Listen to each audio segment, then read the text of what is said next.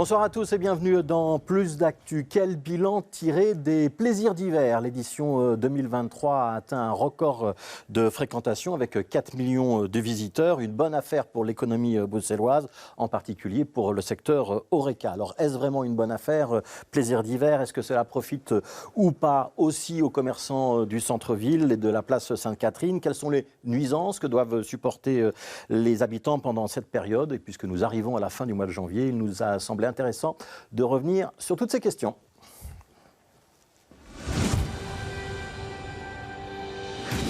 Voilà, et pour essayer de répondre et de débattre de ces questions, nous recevons Delphine Romanus. Bonsoir. Vous êtes la directrice adjointe de Bruxelles Major Events, c'est l'organisme public, c'est une SBL, qui est derrière l'organisation notamment des plaisirs d'hiver. Et puis Mie de Mine, bonsoir. Enchantée. Vous êtes une riveraine habitante du centre-ville. Vous êtes aussi la vice-présidente de Plan B, qui est une organisation citoyenne présente notamment dans le centre-ville. Vous aviez présenté une liste aux dernières élections communales. Vous le referez au mois d'octobre cette année? Oui, sans doute, oui. Sans doute. Alors on va d'abord replonger en images dans l'ambiance des plaisirs d'hiver pour ouvrir le débat. Reportage réalisé lors du lancement de cette édition de décembre 2023. C'était précisément le 26 novembre et les commentaires sont de Camille Payot. Le fromage fond tranquillement et son odeur envahit le centre-ville pour le plus grand plaisir des visiteurs. Et oui, au marché de Noël, la saison des raclettes est de retour. Et certains profitent de ce moment de réconfort comme à la montagne. Alors, elle était comment la raclette? Elle était vraiment bonne et tout. D'ailleurs, il y a 2 ans, il n'y avait pas ce stand, je trouve. Du coup, c'est vraiment la nouveauté et tout. Et c'est bon, je trouve. C'est très bon et le prix est bien. Et pour ceux qui n'auraient pas le temps de se poser, aucun souci, la version express de la raclette est possible. Et là, dans ta main, je vois qu'il y a quelque chose. Est-ce que tu peux m'expliquer ce que c'est? C'est un sandwich à la raclette. En fait, on est venu et c'est clairement la première chose qu'on voulait, parce qu'on avait extrêmement faim. Et c'est pour ça que c'était vraiment l'étape en premier lieu, c'était le sandwich et après ce sera le sapin. Mais avant de voir le sapin et pour continuer de se réchauffer, chocolat chaud, vin chaud et même grog aux plantes médicinales sont présents dans les petits chalets.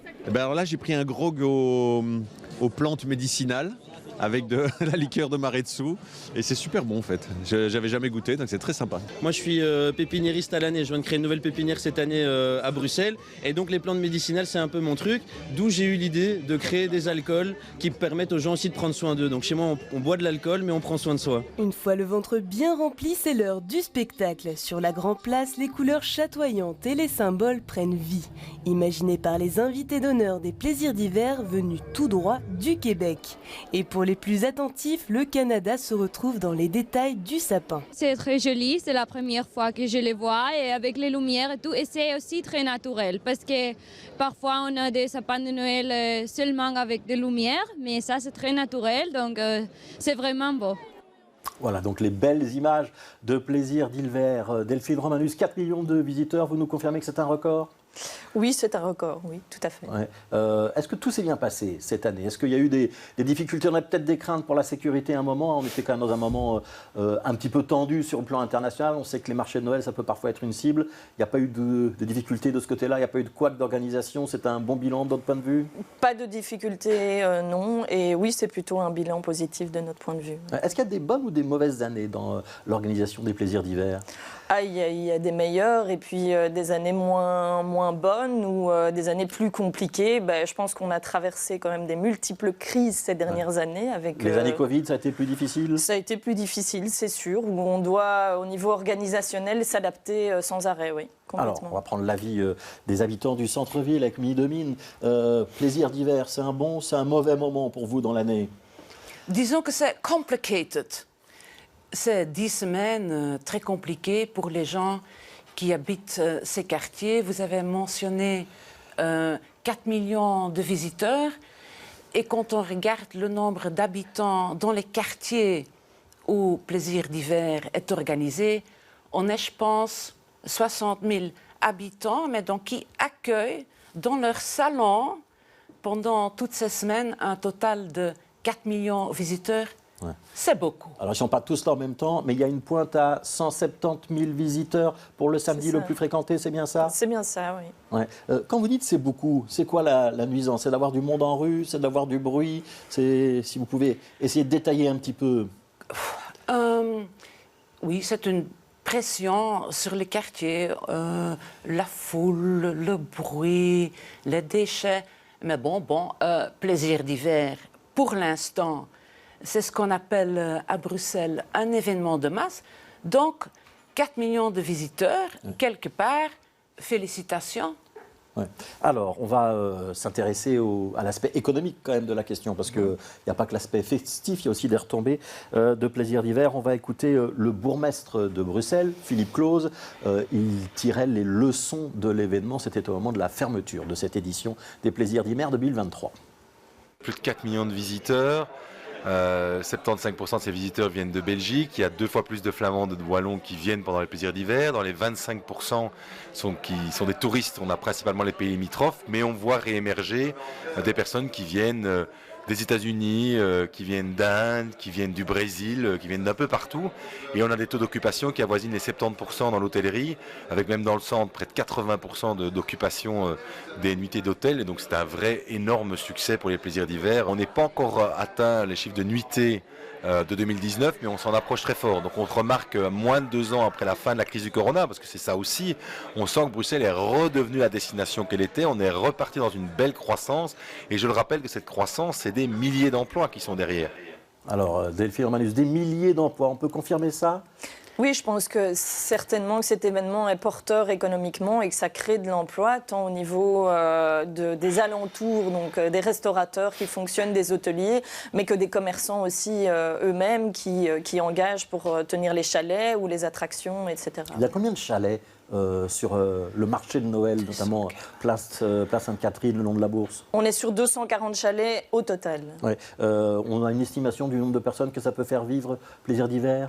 Je n'ai pas une estimation comme ça en tête, mais on a des chiffres de retour économique qui vont jusqu'à 130 millions. Oui. Ouais. J'ai même lu quelque part 200 ou 250 millions de retombées économiques. Le dernier bilan monte jusqu'à 250 millions de retombées économiques pour la région bruxelloise. Donc ça veut dire que c'est un événement qui n'est pas anodin. Le taux d'occupation des hôtels, donc c'était près de 79% pour les hôtels du centre-ville, donc ceux qui sont vraiment à proximité de l'événement. C'est plus de 7% de plus par rapport à l'année dernière.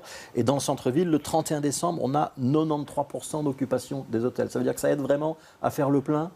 Ça aide vraiment à faire le plein. Je pense que l'association des hôteliers en atteste eux-mêmes que ça contribue à l'attractivité. Oui. Ouais. Alors, du côté de Plan B, on n'a pas tout à fait la même analyse. Et j'ai lu quelque part que vous estimiez que ça ne profite pas nécessairement au secteur Horeca et au commerce du centre-ville, c'est-à-dire ceux qui sont place Sainte-Catherine, rue d'Ansart, tout autour de la Bourse. Qu'est-ce qui vous permet de dire ça? C'est aussi ce que des gens disent. Donc, une de nos demandes, c'est d'avoir vraiment une analyse, un bilan en profondeur.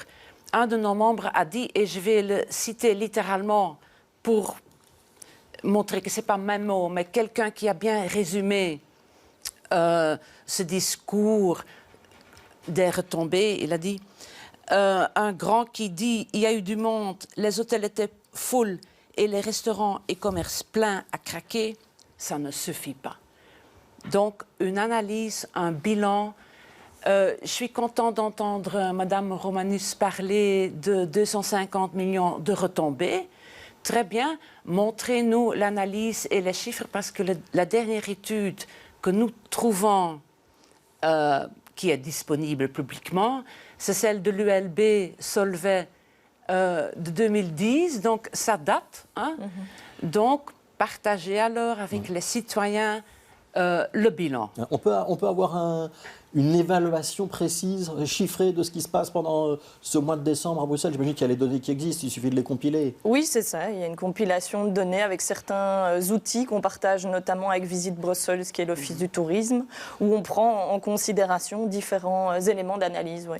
Est-ce qu'il y a vraiment des commerces qui pâtissent de plaisir d'hiver? Il y a tellement de monde dans le centre-ville qu'on se dit forcément pour l'Horeca, aller chercher une place pour manger un soir de plaisir d'hiver en centre-ville, c'est difficile. On peut faire plusieurs restaurants avant de trouver un resto où il y a une place. Les commerces, on se dit qu'il y a quand même plein de monde. C'est quand même a priori une bonne affaire pour le quartier, non? D'un point de vue économique. Mais donc, ça dépend avec qui on parle. Et donc, pour ne pas rester dans le subjectif, je propose un bilan en profondeur et aussi un baromètre, pourquoi pas répéter à chaque grand événement. Oui, un baromètre, on pose des questions quantitatives, qualitatives aux riverains, aux commerçants. Et quelque part, j'ai envie de dire, osons de voir tout ça différemment. Ouais. Vous avez le sentiment qu'il n'y a pas de débat, qu'on ne vous demande pas votre avis? Il y a des réunions d'information qui sont organisées et c'est un parti pris, disons, stratégique politique que, soi-disant, la ville a besoin de grands événements.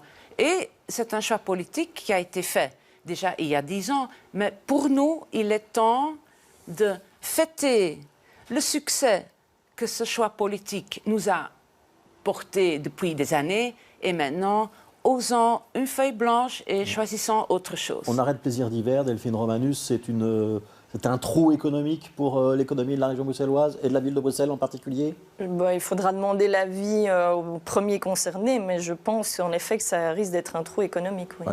Alors je voudrais qu'on s'intéresse un petit peu à l'organisation des plaisirs d'hiver et à certaines nuisances qui ont été dénoncées par les riverains. On va peut-être commencer par la mobilité. On va entendre Eric Van de Zand, il est lui membre du comité de quartier Sainte-Tolette, donc un petit peu plus à l'écart par rapport au centre-ville. On l'avait interrogé le 4 décembre. C'était donc après le premier grand week-end de plaisir d'hiver et lui, il avait passé un assez mauvais week-end. Nous voulons voir des résultats. Ce n'est pas possible qu'on organise d'année en année le même genre d'event de masse et puis qu'on ne fait rien pour le voisinage.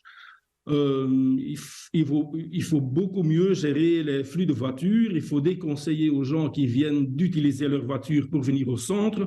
J'ai l'impression que tout le monde veut venir à ces plaisirs d'hiver en utilisant sa voiture et en voulant se garer à côté des plaisirs d'hiver. Ça, ce n'est pas possible. J'ai compris aussi que Sainte-Tolette n'est pas la seule location à avoir eu ces problèmes ce week-end. Apparemment, tout le centre était bloqué. Donc, il y a vraiment quelque chose à faire au niveau de l'organisation. Voilà, quelque chose à faire au niveau de l'organisation. On va préciser que les problèmes de mobilité, c'est un petit peu récurrent à cette période-là de l'année. On va voir les images du fameux week-end auquel Eric Van de Zand faisait allusion. On voit que c'est bien bloqué, effectivement, dans le quartier Sainte-Tolette ce jour-là. Le premier week-end était difficile. Je me tourne vers Miremine. C'était le cas dans beaucoup de quartiers. C'était le cas dans le centre-ville. Théoriquement, il n'y a déjà pas beaucoup de voitures en temps normal, mais ça reste compliqué, la mobilité, pendant la période des plaisirs d'hiver. Oui, et il y a plusieurs éléments en jeu là. Oui. Donc, il y a beaucoup de parkings qui sont justement autour de plaisirs d'hiver. Et quand on donne 1 heure de parking gratuit aux gens, justement dans cette période, non, moi je ne le ferai pas. Mais bon, là, la mobilité, c'est beaucoup plus compliqué que de dire « ah, ceci ou cela ». Depuis des années, chaque année, il y a de petites améliorations. Donc ça, c'est plutôt positif. Et cette année, il y avait une catastrophe dans le quartier Martyr. Donc, entre, disons, Place de Martyr et la petite ceinture Clinique Saint-Jean, et tout ça, là, parce qu'il y a des parkings où les gens veulent entrer et sortir. Et donc, du côté de Sainte-Colette-Ezer, et bon, oui, fermer tous les parkings dans le centre est un peu la seule façon de régler ça. J'imagine que Delphine Romanus, vous n'êtes pas d'accord, parce que le discours, c'est quand même de dire aux gens, mettez les voitures dans les parkings, si possible, venez dans les transports en commun. On a le sentiment que c'est récurrent. Alors, il y a 2 ans, c'était les travaux dans les tunnels. Là, cette fois-ci, du côté d'Isère, il y avait des travaux dans les tunnels, mais dans les contre-allées à côté de la petite ceinture. Vous n'êtes pas échevine de la mobilité, mais est-ce qu'il y a quelque chose à imaginer? Non, mais par contre, au niveau de notre discours, au niveau de plaisir d'hiver, je pense qu'il est plus équilibré que ça. On essaye d'encourager autant les moyens de mobilité douce qu'effectivement, il y a des acteurs économiques aussi qui exploitent des parkings, donc on ne peut pas complètement les laisser de côté. Je suis assez d'accord avec les propos du monsieur qui disait qu'il y a des gens qui ont envie de garer leur voiture. S'ils pouvaient la garer sur la Grande Roue, je pense que il le ferait. on essaye malgré tout de dissuader ces comportements-là. Et je pense en effet que depuis des années, il y a eu des petites progressions. Ça reste un sujet qui n'est pas simple, mais qui n'est pas simple tout au long de l'année, je pense. Et effectivement, quand il y a une attractivité supplémentaire, ça a vraisemblablement tendance à le souligner, mais il y a un vrai travail qui est fait tout au long de l'année sur cet aspect-là et sur cet événement. On pourrait renforcer encore la communication. Vous êtes déjà très très haut dans ce qu'on peut faire en matière de communication préventive sur la mobilité. Mais on peut toujours renforcer, on peut toujours essayer de trouver un discours différent qui sera peut-être plus convaincant pour une certaine partie de la population. On peut toujours s'améliorer et c'est notre volonté de pouvoir progresser. Ouais. Alors vous avez quand même reconnu que ça s'était un petit peu amélioré année après année en termes de mobilité. J'ai lu quelque part que vous réfléchissiez même à proposer une délocalisation de plaisirs d'hiver. Vous n'en voudriez plus dans le centre-ville ? Est-ce que le centre-ville sans plaisir d'hiver, ça reste le centre-ville ? Il y a, parmi tous les comités des quartiers en ville, oui, des gens qui ont osé suggérer ça. Et moi, je les comprends. D'un autre côté, il y a d'autres comités des quartiers qui défendent, disons, une activité Noël fin d'année, mais différent. Ça veut dire quoi, c'est de ça qu'on aimerait. Ça veut dire quoi différent ? Qu'est-ce qu'on devrait faire ? Plus petit, plus les commerçants, plus féerique, moins de bruit. Mais moins que de ça touristes reste... étrangers, c'est ça l'idée ? Mais c'est quand même dommage que nous avons besoin de touristes de l'Amérique du Nord et du Sud et que le monsieur qu'on a rencontré ici dans votre green room, qui habite à Bornem, n'est pas venu parce qu'ils ne savaient pas que ça avait lieu. Est-ce que quand on habite dans le centre-ville, malgré tout, Madame Remine, est-ce qu'on ne doit pas accepter une certaine part de nuisance et se dire, ok, j'habite au centre-ville, tout près des commerces, bien desservis par les transports en commun, il y a les théâtres, je dois accepter qu'il y a un moment où c'est compliqué. Mais là, on doit avoir le débat sur l'espace public. Parce qu'évidemment, j'habite le centre-ville depuis fin des années 80 du siècle passé, et avec raison, parce que j'aime que la ville bouge et qu'elle vit. Et il y a notre espace public partagé qui doit être apaisé, inclusif pour les 7 à 99 ans. Et là, on a un problème. Alors, je me retourne vers Delphine Romanus. Délocaliser les plaisirs d'hiver. J'ai même lu quelque part que quelqu'un me suggérait de les mettre au plateau du Heysel, près de l'Atomium. C'est envisageable ? C'est pas envisageable ? Ce serait plus la même chose ? Je ne pense pas que ce serait le même événement. Et par rapport notamment au secteur hôtelier, je pense que l'offre n'est pas exactement la même. Donc, effectivement, ce ne serait pas le même événement. Ouais. C'est quelque chose à laquelle vous pouvez réfléchir. On peut avoir des discussions où pour vous c'est non, ou alors vous allez me dire c'est pas nous qui décidons, c'est plutôt la ville de Bruxelles. Poser la question au bourgmestre. Je pense qu'en effet, il faudrait poser la question au bourgmestre. Et encore une fois, je pense que ce ne serait pas le même événement. Après, les réflexions, elles sont en cours de manière permanente. Ouais. Réduire la taille de l'événement, est-ce que c'est quelque chose d'envisageable pour vous ? Ou de nouveau, si on va dans cette direction-là, c'est pas la même chose ? C'est de nouveau pas le même événement et on a une attractivité à l'international qui peut être discutable et j'entends les arguments des riverains, mais qui a quand même son importance par rapport à une capitale comme Bruxelles. Ouais. Est-ce qu'il y a des discussions entre vous ? Est-ce que vous voyez l'organisateur, les comités de riverains ? Est-ce que vous essayez d'arranger les choses ? Est-ce qu'il y a des demandes que vous pouvez trouver légitimes ? À l'inverse, est-ce que vous trouvez que l'organisateur fait des efforts ? Comment ça se passe en dehors de la période des plaisirs d'hiver ? Il y a des contacts ? Mais il y a en effet des réunions riverains qui sont organisées. Il y a pas mal d'invitations qui sont distribuées en toute boîte. On est accessible, on est toujours à l'écoute et on essaye en effet de progresser, que ce soit par rapport aux commerçants des quartiers ou par rapport aux riverains. On est à l'écoute des problématiques comme les nuisances sonores, la mobilité, la réduction des déchets. Et il y a plein de problématiques sur lesquelles on travaille ardemment depuis plusieurs années. Commerçants, pendant cette période-là, ils arrivent à se faire livrer par exemple ? On met des choses en place pour justement les périodes où il y a le plus de trafic voiture pour que les commerçants puissent avoir leur livraison et qu'ils puissent aussi livrer des clients, notamment pendant les périodes de fête. Ouais. Quand ça se passe ce dialogue, j'ai lu aussi qu'il y avait la question du bruit qui revenait souvent pour certains riverains, c'est exact ? Oui, c'est un constat. Et comme Madame Romanus disait, il y a un échange, il y a un dialogue et il y a des améliorations, mais je dirais c'est presque chipoté dans la marge. Nous demandons de faire 2 pas en arrière et d'oser la feuille blanche. Bientôt, c'est le 25e anniversaire de Plaisir d'hiver, dans 2 années, je pense. Pourquoi pas go out with a bang? Faisons de cette édition la grande édition, mais préparons déjà le 25e ou celui qui va succéder et surprenant les gens à ce moment-là de nouveau, avec autre chose. Ouais, un Big Bang donc des plaisirs d'hiver. Je ne suis pas sûr que Delphine Romanus va enregistrer l'idée. Je reste un instant sur le bruit et peut-être sur les horaires. C'est ça, il ne ferme pas très tard le marché de Noël. Hein? Non, on essaye de respecter un cadre acceptable justement pour les riverains. Donc c'est 22h avec une tolérance les vendredis, samedis jusqu'à 23. Ouais. Est-ce que ça c'est une bonne mesure ou est-ce que vous souhaiteriez que ça ferme plus tôt? Là aussi, j'aimerais bien redéfinir et inviter tout le monde qui organise des choses dans notre espace public partagé de réfléchir au soundscape qu'il crée. Avec ça, je veux dire, maintenant, on a un parcours avec de la musique amplifiée, avec des baffles un peu divisés partout, et on y met des chansons comme un Spotify.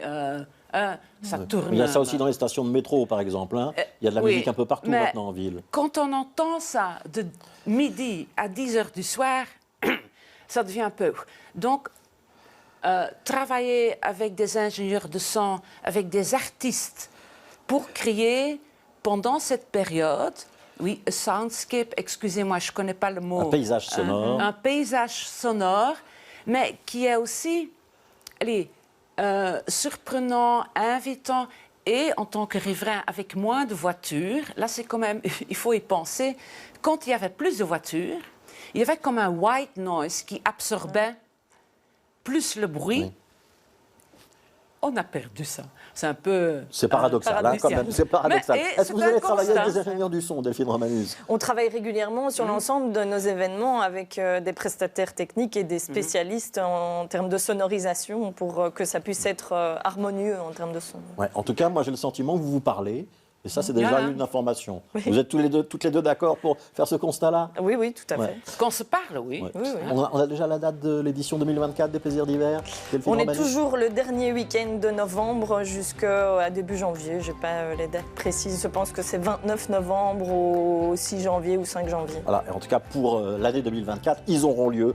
Et ce sera au centre-ville. Mais d'abord, il y a la date de la réunion d'évaluation avec les riverains, qui est encore à fixer. Absolument. Merci à toutes les deux. Merci d'avoir participé à ce débat avec Delphine Romanus pour Bruxelles Major Event et Midomine pour les riverains ou les habitants du centre-ville. Demain, changement de sujet. Faut-il aller, comme Emmanuel Macron le propose en France, vers un renforcement de l'éducation civique à l'école, un service civique généralisé pour les jeunes? Comment aussi limiter le temps d'écran des jeunes? Ce sont toutes les questions dont on parlera demain soir. Et puis demain matin, notre matinale Bonjour Bruxelles. On recevra notamment Myriam Elamidine, la bourgmestre de Forêt. Continuez à bien vous informer et à demain.